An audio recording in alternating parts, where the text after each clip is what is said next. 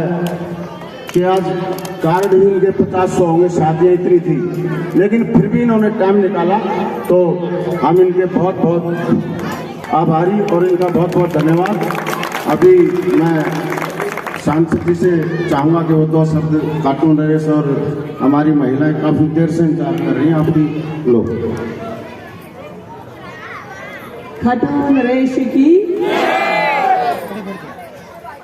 Cartoon Naresh जी का जागरण और बहुत बड़ी संख्या में भक्तों में मातृ शक्ति का होना धर्म के प्रति हमारी आस्था को दिखाता है।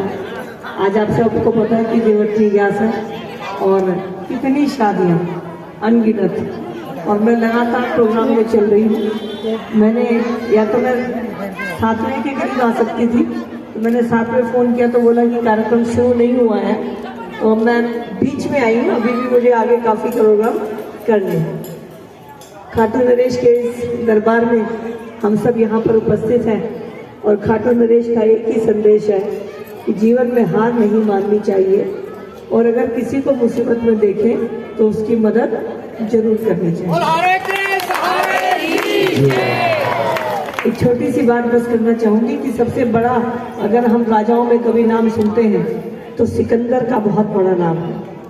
राजा सिकंदर मात्र 16 साल का था जब उसके पिता की मृत्यु हुई। उसने अपनी माँ से पूछा कि माँ, मेरे पिता का क्या सपना था? तो माँ ने कहा कि बेटा, तेरा पिता पूरी दुनिया को विजय करना चाहता था, फतेह करना चाहता था। तो उसने कहा कि अपने पिता का सपना मैं पूरा करूँगा, और वो सेना लेकर निकल पड़ा और अलग अलग विश्व के हिस्सों में गया और उसने सब जगह जीत हासिल करी और करते करते वो भारत में भी पहुंचा। भारत में भी युद्ध हुआ, वो जीता और बाद में वो अपने देश में वापस जब जाने लगा तो जाने से पहले उसने भारत के बारे में समझना चाहा कि भारत कैसा देश है। तो किसी ने बताया कि यहाँ की ज्योतिष विद्या और धर्म बहुत सब विश्व में मानने वाला है। तो वो एक ज्योतिषी के पास गया जो कि प्रसिद्ध था और उसने ज्योतिषी को जाके कहा कि ये बताओ मेरी मौत कब होगी। अब ज्योतिषी ने उसकी कुंडली देखी, उसकी मौत बहुत नजदीक थी। तो ज्योतिषी को लगा कि अगर मैंने इतने छोटी उम्र का सम्राट जो कि दुनिया जीत चुका है, अगर इसको कह दिया कि तेरी मौत नजदीक है, तो मौत तो जब इसकी आएगी तब आएगी, मुझे तो शायद ही आज ही मौत के घाट उतार देगा। तो उसने कहा, सम्राट, आपकी मृत्यु तब होगी जब आपकी छत सोने की और जमीन लोहे की हो जाएगी। तब सिकंदर ने सोचा, अरे ऐसा कैसे हो सकता है? इसका मतलब खुदा ने मुझे वरदान दे दिया है कि मैंने छोटी उम्र में पिता के सपने को पूरा करने के लिए इतनी मेहनत करी है, तो शायद मैं जब चाहूंगा मेरी मौत तब होगी, क्योंकि छत सोने की और जमीन लोहे की तो हो नहीं सकती। और वो अपने देश की तरफ वापस चल पड़ा। देश की तरफ वापस जाते जाते बीच में रेगिस्तान आया। वो अपनी सेना के साथ से भटक गया। सेना अलग, उसके साथ सिर्फ उसका एक सेनापति। रेगिस्तान, दूर दूर तक कुछ नहीं। सिकंदर की तबीयत खराब हो गई।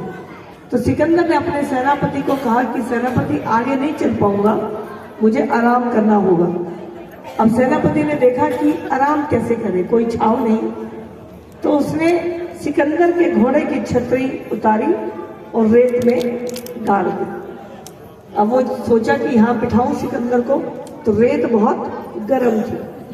तो उसने सिकंदर के घोड़े की काठी को उतारा और जमीन पर बिछा दिया और वहां सिकंदर को लेटा दिया।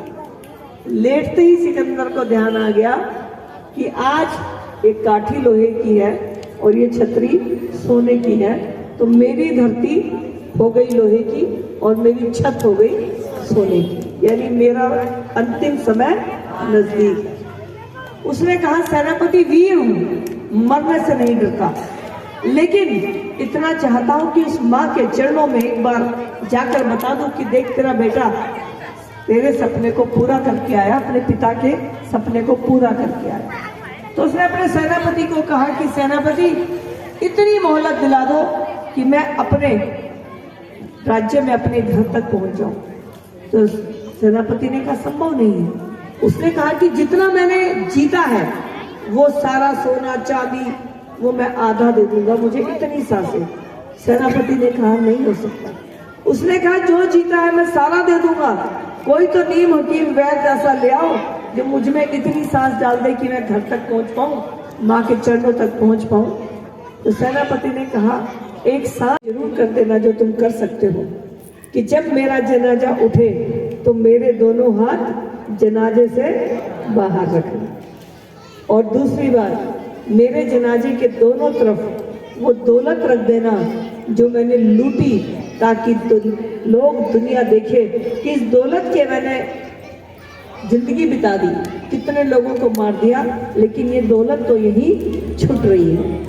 और तीसरी बात नीम हकीम वैद्य मेरे जनाजे के आगे चला देना, ताकि लोग सीख पाए कि जब अंतिम समय आए तो प्रसिद्ध नीम हकीम वैद्य भी कुछ नहीं कर सकते। और इसीलिए एक कहावत है, एक गजल किसी ने कही है, कैसे हमने दिन थे काटे, कैसे हमने दिन थे काटे, कैसे काटी रात, किससे हमने बाजी जीती, किससे खाई मात, किनसे हमने रिश्ते जोड़े, किन का छूटा साथ, लेकिन सब कुछ पाकर भी है मेरे खाली।